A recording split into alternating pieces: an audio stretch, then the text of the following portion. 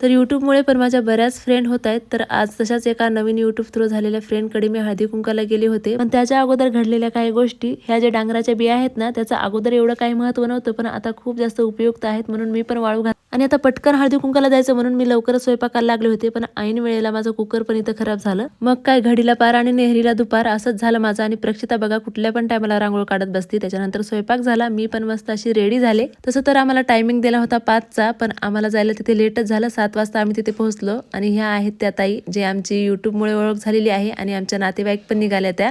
त्याच्यानंतर इथे मला आणखीन एक सबस्क्रायबर ताई भेटल्या होत्या, ज्या की बाजूलाच बसलेल्या आहेत माझ्या. तर थोडा वेळ आम्ही इथे गप्पा वगैरे मारत बसलो. त्याच्यानंतर ही त्यांची गोंडस मुलगी, तिला बाय बाय करून परत घराकडे निघालो. इथे कॉलनीमध्ये पण एक हळदी कुंकू होतं, तिथे पण आलो आम्ही. इथे हळदी कुंकू घेतलं, दूध घेतलं आणि मग घरी आलो. आणि घरी आल्याच्या नंतर एक छोटा व्हिडिओ शूट केला, जो की मोस्ट रिक्वेस्टेड आहे.